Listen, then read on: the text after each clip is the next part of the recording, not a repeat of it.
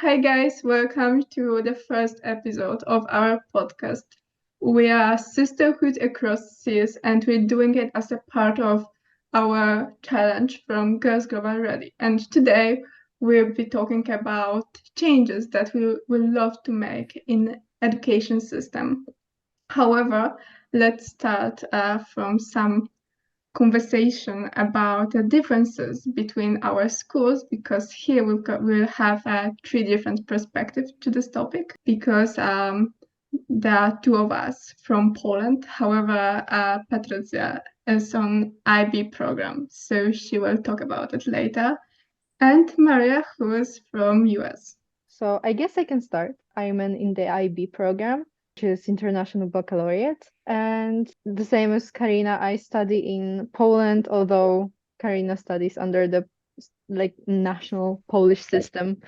And well, I finished that thing 2 years ago already.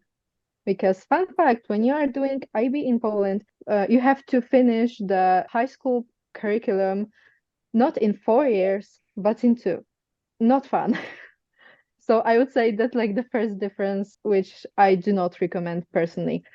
So IB program essentially is an international program that focuses on global education of its students. We have six subject groups from which we have to choose at least one subject. I personally study my native language, which is Polish. Then I have English as a second language.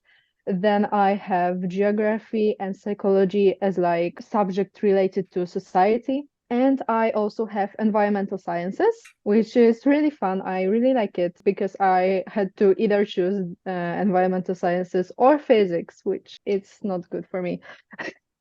And then I also have mathematics. So comparing IB to, for example, standard Polish system, which I also have experience in, I think there are major differences in terms of subjects. So I guess, Karina, you can say something about that too. Yes, so in a traditional Polish school, you have to choose, I think, three subjects you will have on an extent level. So, for example, I chose mathematics, IT, and chemistry. And also, you have to learn two languages. So, as I learn English and Germany. And I'm not going to like pretty traditional school because I'm going to school that is under the patronage of the University of Technology in Wrocław. So because of that, we have also some lectures that we can attend or some programs for us to make it easier for us to go then to this university. I guess I can talk about my schooling in the US. So I go to high school in Washington State, and here there's basically like minimum required credits in order for you to graduate. So like you have to take 3 years of math minimum. I think that's up to algebra 2. You have to take like the core sciences like biology, chemistry, and then you also have to take 2 years of a second language, which in my school they offer Spanish or French. Then you also take English all 4 years, and then you take history and then civics, which is kind of like a government education class, and also Washington State history. So yeah, I went to high school. I still go to high school, but there's an option in our state. There's a program, and there's a similar program in lots of other states where instead of going to high school for the last 2 years, you can instead go to like a local college and take college classes instead. And you can do that either part-time or full-time, but you get 15 credits for free, or 20 now. You get 20 credits for free, which is 4 classes for free each quarter. And then, so I've been doing that for 2 years. So after these 2 years, I will have completed an associate's in computer science for free, basically, which is just 2 years of college, which is super good. And right now I've taken like all of calculus, and right now I'm taking physics, English, public speaking. Yeah. And so that's completely different than like school in Poland. And like honestly, if you could change like only one thing in your educational system, what would it be? I think I would make like a stronger core curriculum Because I feel like the core curriculum isn't very strong. Because you only take like 1 year of chemistry, 1 year of biology, and then 1 year of physics. But it doesn't like it's really rushed, I feel like, for each class.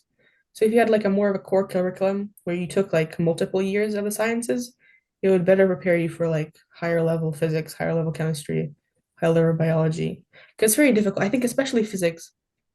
Because physics, like there's you can take one class and then you have to take AP physics, which but AP is like it's like a harder level class in high school that you can take, and you take the test at the end of the year, and you can get college credit if you have a high enough score. So there's like a huge jump, and I don't think they really prepare you for it. Okay, like I think the one change I would make is probably giving like students opportunity to choose the subject they really like earlier, because for the first 3 years, like you're going to high school in Poland for 4 years. So for more almost your whole education, you have to study everything. And even right now, when I'm on third grade, I have to study subjects like geography or biology that I don't really into, and I don't want to connect my future with them, but I still have to spend so much time preparing to all exams, all tests, and so on. And because of that, I can't really focus on the one as that I'm keen on, and I just want to really extend and study in university after high school. And if I could change one thing in IB, I would definitely change the level of accessibility to resources for both students and the teachers, because currently, honestly, it is hard to prepare for the final exams in IB, in my opinion, because papers from other exams cost around $200 for like a pack of exams from 1 year, and you have two exam sessions a year. And if you want to prepare, it is best to do as much past papers as you can, because it typically the questions for future exams are really similar in structure from the previous exams. So many teachers recommend doing as many past papers as you can. But with those prices, it is really hard to obtain like this knowledge of the about the structure of those exams. But it is only hard to do it legally. Although, yeah, legally. That's Yeah. like my only only thing to say. It is possible to find it illegally. I'm not recommending, obviously, but yeah.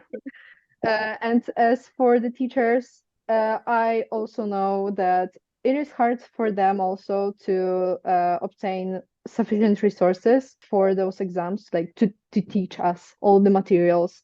Because, for example, IB releases subject guides for all subjects, but they are really they have really basic knowledge about all the topics within the subject, and most teachers have to like guess what they should teach.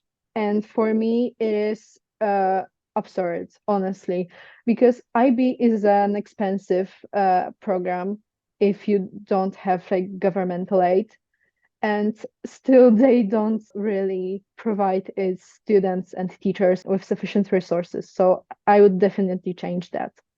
Yeah, I think those costs are also like a problematic even in a traditional school, because even the education is basically free. For example, course books can cost around like 2,000 zlotys each year, and that's a lot. And actually, like parents gave like a financial help from the government, but it's only like a 300, I think. So it's basically nothing, and you have to have all those course books.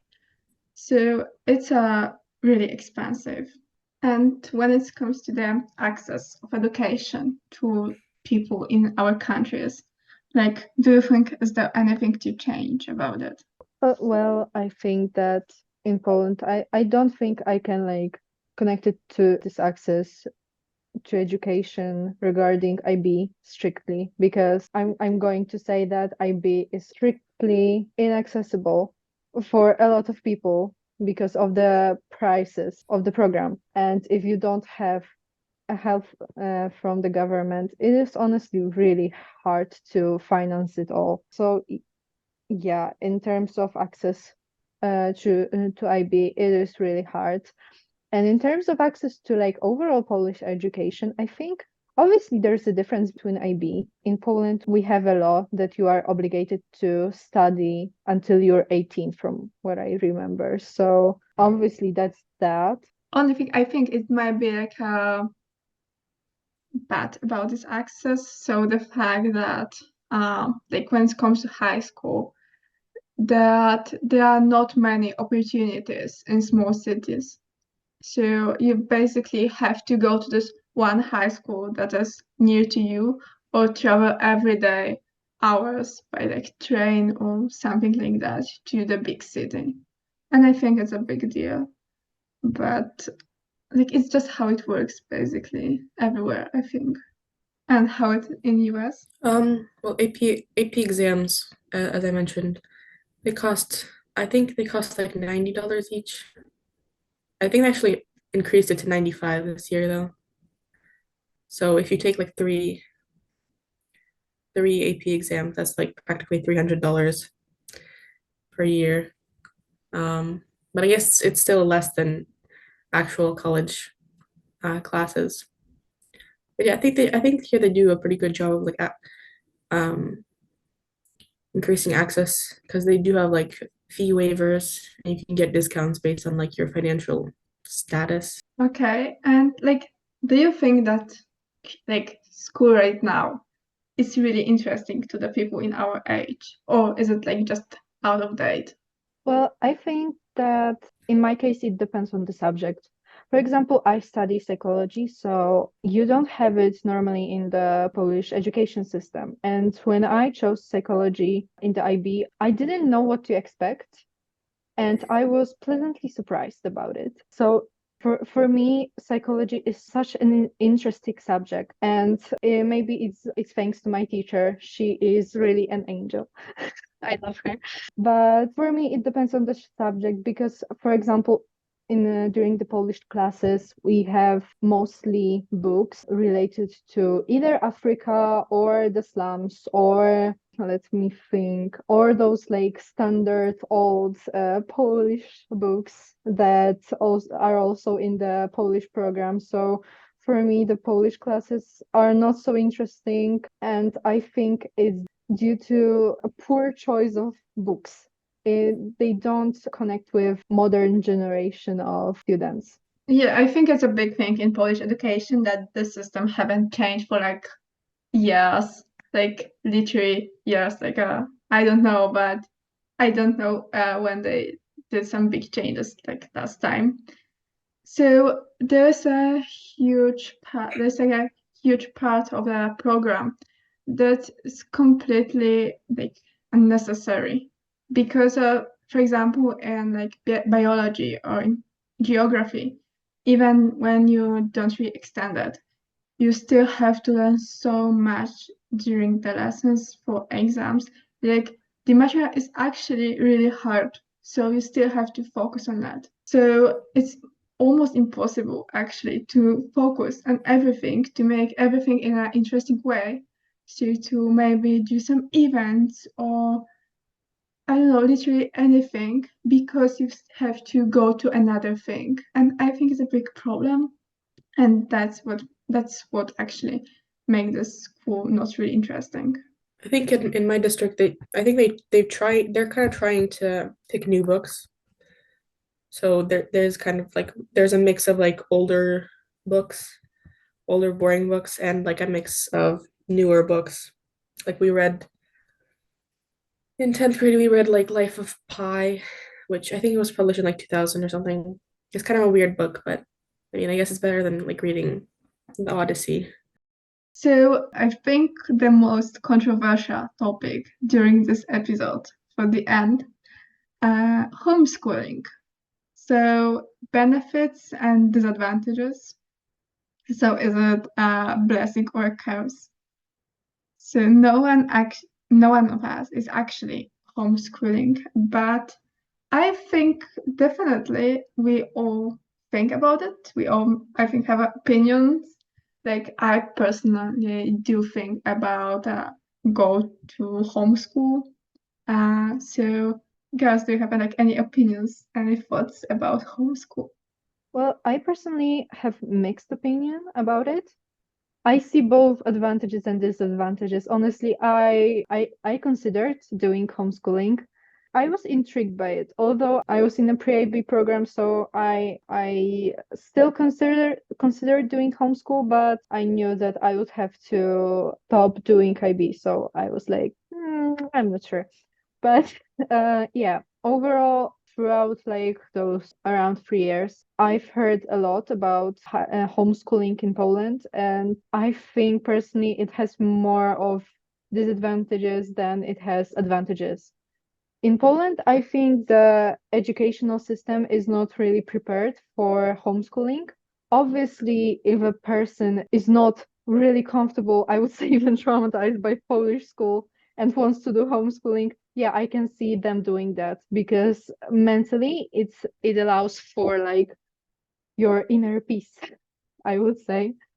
But there was this like trend for doing homeschooling in Poland, and I think that a lot of people were doing it just because they they didn't want to go to school just because. That's what I understood from it. So overall, I think homeschooling in Poland is much of a curse rather than a blessing. Yeah, like I'm totally agree. Like I was really into going homeschooling when there's like some bad things happening in like my school, and like I didn't feel really comfortable there. So I was like really thinking about it and looking for different opinions, and really I went deep into this topic. And I honestly think the level of education there is pretty low. Maybe because I can compare it to my school, that the level of education is actually pretty high. But like when you do homeschooling, you basically, honestly, you don't really have to learn because when you have like all exams, they are based on the exercise you did. So you just have to remember what you wrote there, and you're not really prepared to this like final exam after high school. You still have to go to some extra lessons that are basically really expensive, like in Poland. And also, like I think that a big part of like education is learning how to cooperate with others, to have some basic social skills. And even if you don't like those people, it also might happen in like in the future. You might have to co-work with people you actually hate, and it might happen. And when you are in homeschool, you are in this like a safe space to you, and it's obviously great, but you don't really are in touch with people who are not your friends, so you don't know how to work in a team. And when it comes to US, I think it's a bit different from like what I seen on TikTok, because I think it was also a pretty viral, all those like homeschooling kids. So Maria, can you tell us a bit? I don't know much about the homeschool program in the US. I don't know anybody that does it. And I don't know, I've never thought about it because I don't like both of my parents work. So like who usually in the US like a parent like stays at home, right? And teaches the child. I don't have anyone to do that. So I think it depends obviously on like how you do the homeschooling. I think it can be really good if, you need sort of more personalized learning and you don't like do well in the sort of like standardized learning environment at a school, at a normal school. And if you need that sort of personalized learning, and if the parent is actually good at teaching and like knows like what the kid needs to learn, and obviously if you follow the guidelines of the state government or the national government that like lays out what you should be learning, like what level, because I know like there's a few stories of like people like not like the government not checking. So like you could be like homeschooling your kid but not teaching them like anything, so they like graduate but they don't know anything. So I think there probably needs to be like more stricter, probably like stricter regulation. But I think, yeah, it really depends on the homeschool environment. Yeah, but I think it's a big difference that, as you said, in US, there's a parent who actually is a teacher somehow. But in Poland, in most like people who do homeschooling, they are actually learning by themselves. So there is no parent in it or no teachers, like they're just like alone with it. So, to sum up the first episode of many more of this podcast, today we talked about a brief introduction of our educational programs. We talked about Polish standard national curriculum, we talked about IB, and then we talked about US national curriculum. So, we also discussed the topic of differences in our educational systems and what we would change about it. Then we mentioned the topic of interesting subjects in our systems, which might be a complicated topic, as we've discussed before. And to conclude this episode, we briefly discussed the topic of homeschooling, which I think after this discussion, we came to a conclusion that it's more of a curse than blessing. Obviously, it depends on the circumstances, although after our arguments, I think it presents more disadvantages rather than advantages. So I hope you enjoyed our conversation about educational systems. We will see you in the second episode of the podcast, where we will talk about also education, although from rather more specific perspective, which you will hear soon. Pretty soon.